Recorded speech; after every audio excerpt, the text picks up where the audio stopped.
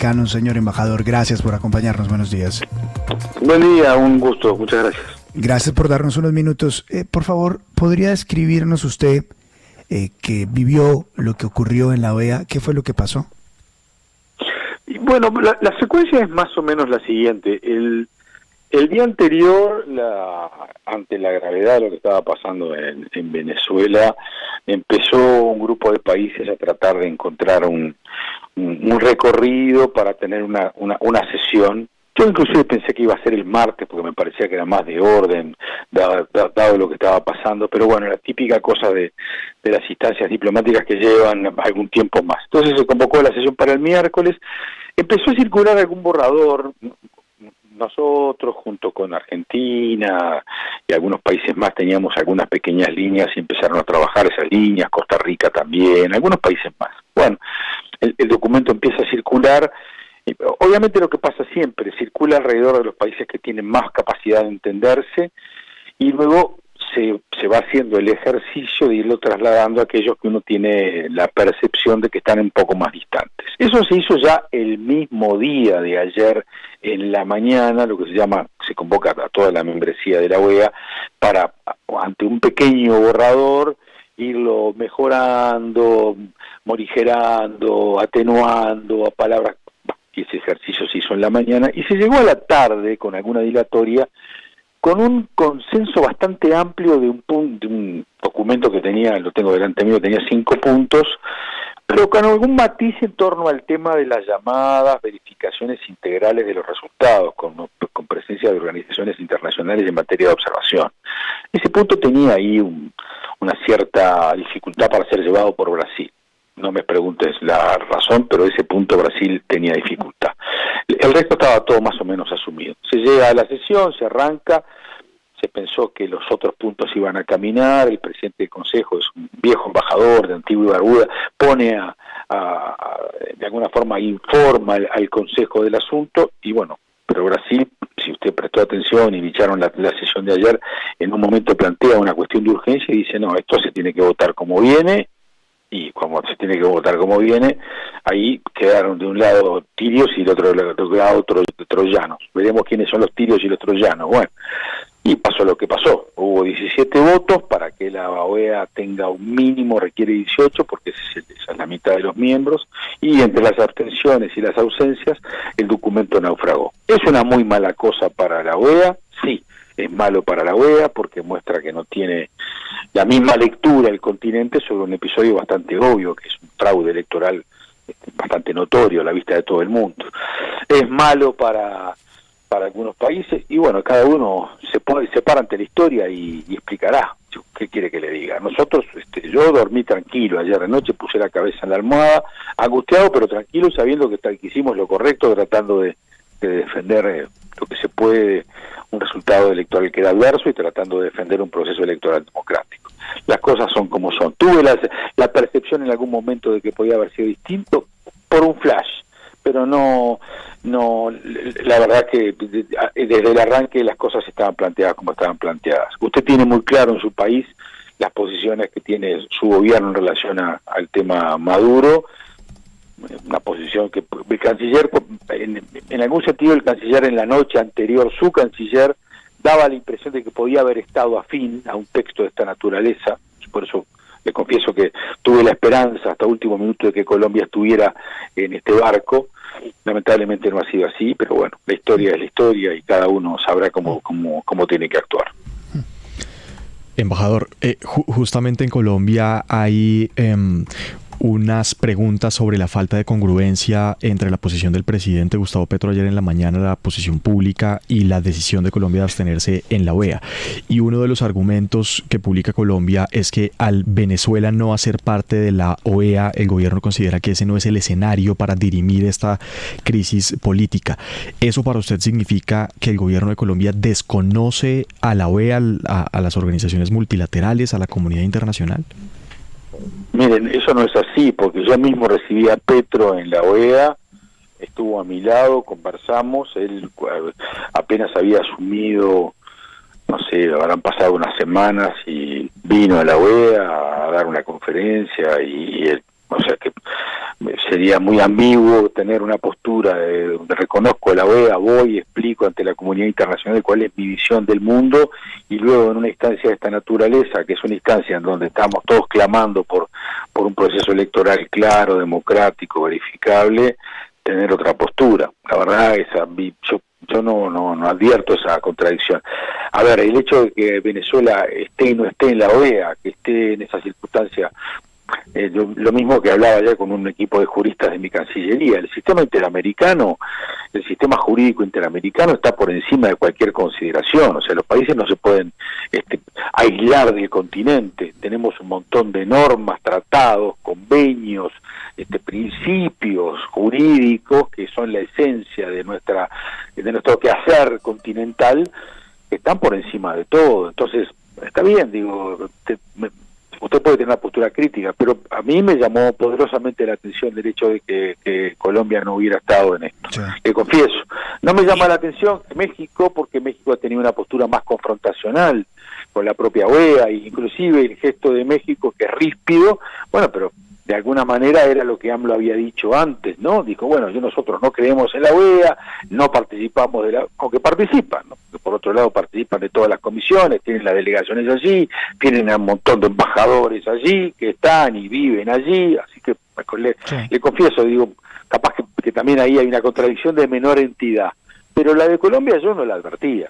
Claro. Es más, hablé con el embajador Vargas unas horas antes del tema y me dijo, estoy esperando instrucciones, y yo me he motivado mucho, porque había visto al canciller, le repito, la noche anterior, diciendo lo mismo que decimos nosotros, o sea, exactamente en el mismo planteo intelectual, filosófico, ideológico. Bueno, le dije, si él dice esto, mañana, ante un texto que recoja esto, eventualmente va a tener que comparecer con sentido positivo. Bueno, embajador, pregunte usted en Colombia. Y de lo que usted vio, porque usted nos cuenta, evidentemente, que la división entre los que apoyaron y los que no apoyaron la provoca Brasil de un momento a otro. ¿Colombia estuvo involucrado en eso o no? Yo no la vi a Colombia involucrada en eso. No la vi, pero notorio que Colombia vota con quien vota. Sí, claro. Porque al final, digo, todos nos tenemos que hacer responsables de lo que hacemos en la vida y de lo que votamos y no votamos. Entonces, digo, al final, al no producir una instancia de sumatoria, Colombia queda de un lado, por lo menos a mí me parece que no era la posición de Uruguay. Yo hubiera querido a Colombia con una posición más constructiva, para mí, quizás Colombia entienda que el camino que tomó es más constructivo. Yo entiendo que no, yo entiendo que el mejor camino era justamente el de reconocer la participación de la gente en Venezuela, que eso es lo que decía el primer punto del comunicado, resaltar la importancia de preservar un proceso electoral de la manera más democrática posible. Hay un tema de solidaridad con el tema del asilo diplomático para lo que estaba pasando con algunos países como la Embajada Argentina, y bueno, y plantear el tema de la verificación de manera independiente. El mundo entero le está pidiendo a Maduro esto, o sea, no estamos inventando. A ver, convengamos que esto no es una gran genialidad. El resumen del conceptual de lo que estaba procurando hacer nacer la OEA. Claro. El planeta entero le está diciendo al señor, mire que sospechamos de que el resultado electoral es un fraude, que usted en realidad no muestra las actas, que en realidad lo que hay es una cosa, una vez más usted incurre en el pecado de pasar por encima de la voluntad popular. Bueno, yo qué sé, yo pensé que Colombia iba a estar, se lo confieso. Claro, pero definitivamente no ocurrió así. Nosotros aquí también teníamos la misma expectativa, porque el presidente Petro, horas antes de esa votación, había dado luces en su cuenta de X de una posición en contrario a la que asumió el embajador en la OEA. Pero es que quería pegarme de la frase que usted dijo hace algunos momentos, embajador, de que usted anoche puso su cabeza sobre la almohada tranquilo y durmió tranquilo. ¿No debe estar ocurriendo lo mismo con el embajador Vargas Silva de Colombia? Ese es un tema que usted se lo tiene que preguntar a Vargas, porque mi paz la manejo yo y la de Vargas la maneja Vargas. Yo sé cuando tengo que estar tranquilo y cuando hago las cosas correctas, pero usted pregúntele eso a Vargas, no me lo pregunte a mí. Cada uno sabe cómo duerme. Claro. Juan Carlos don Juan Lozano tiene pregunta. Embajador, después de que se produce esta derrota, a lo que millones de personas en el mundo estaban pidiendo. Oímos declaraciones del secretario Almagro muy contundentes y categóricas, pidiendo incluso la detención de Nicolás Maduro por parte de la CPI. Esa decisión de Almagro, tan contraria a la de la Asamblea, tan radical contra Maduro, ¿se puede mantener en cabeza del secretario general? ¿O hay chance de que una Asamblea que no acompañó su proposición luego pida que el secretario actúe de otra manera? ¿O él tiene autonomía y puede seguir pidiendo medidas contra Nicolás Maduro? Usted puede ir a la Corte Penal Internacional, todos podemos ir a la Corte Penal Internacional, no es necesario. Yo creo que Luis Almagro lo está haciendo a tono individual y como secretario general, en la doble condición. Todos podemos ir a la Corte Penal Internacional y hacer un planteo de violación de delitos de lesa humanidad, suministrar la prueba y nadie le puede impedir a Almagro que realice esa tarea. Eso como primer dato. Segundo dato, también es cierto que toda la velocidad que tenemos como expectativa de la Corte Penal Internacional en el tema de Venezuela ha sido lento.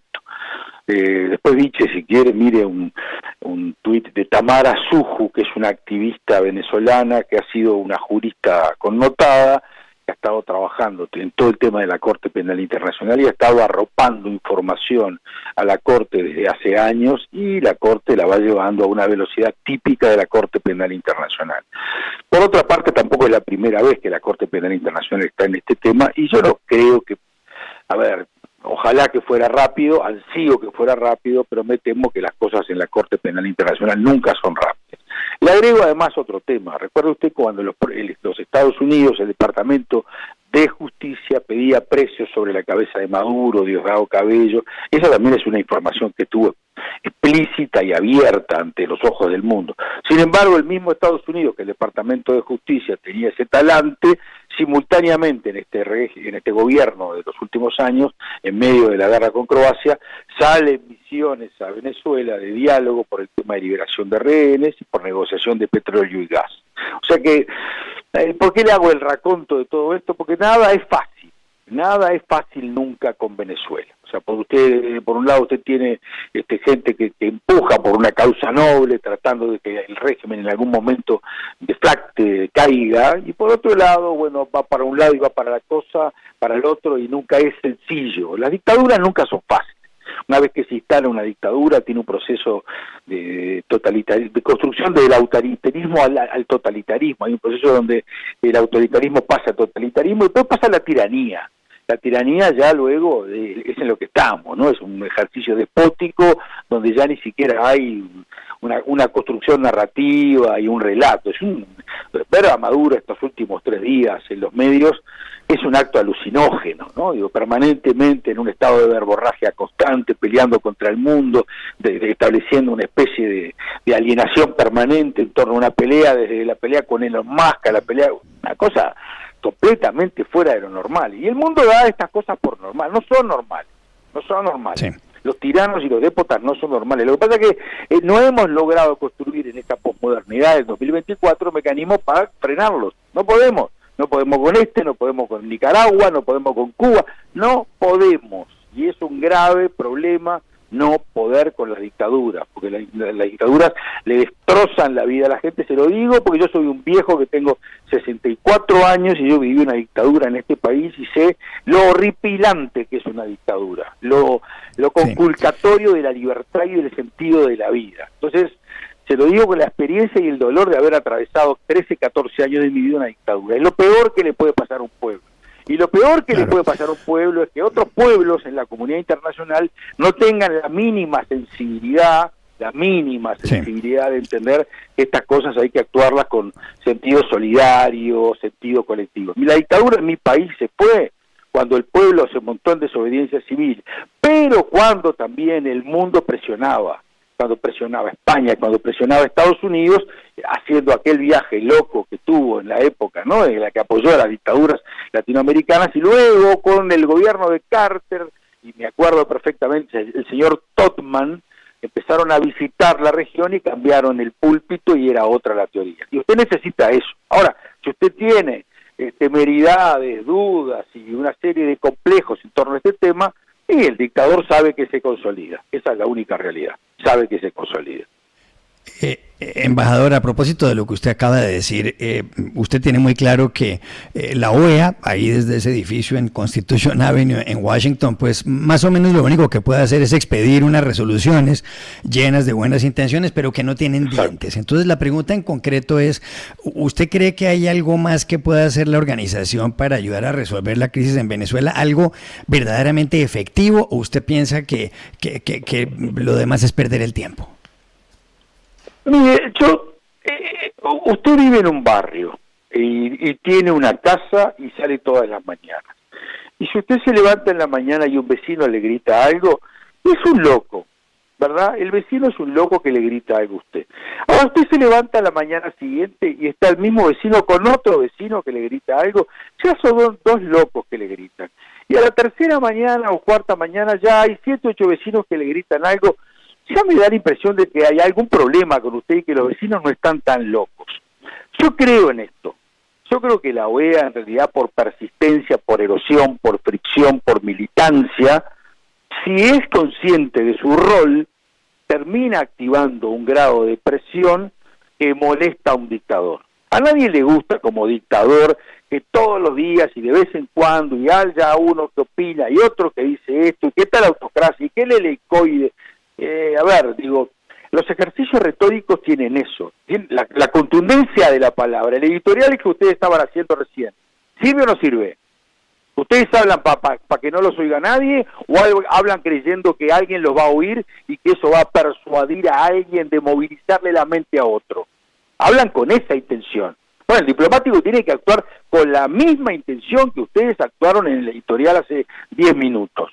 Y luego además utilizar otros instrumentos, Comisión Interamericana de Derechos Humanos, relator para Venezuela, bueno, solicitarle al relator que comparezca y explique lo que está pasando, hablar con Naciones Unidas. A ver, este es todo un ejercicio de activismo global que uno tiene que tener claro que tiene que estar presente. Ahora, si ese activismo global, usted tiene algunos que son blandos y tibios, y van para un lado y van para el otro y no definen la posición, y tiene otros que están firmes pero no les alcanza el oxígeno, no va a andar. Por eso le repito, todo esto es sutil, es militante, es un juego de inteligencias, hay que ser muy inteligente en esto. Cuando se enfrenta a un dictador que está hace 25 años, es porque ese señor es sumamente efectivo en sus ejercicios autoritarios, o sea que no es simplemente, como usted bien dice, una declaracioncita, son muchas declaraciones, es mucho activismo, es mucha la presencia, es mucho lo que usted puede hacer en varios territorios, y ahí es cuando es efectivo.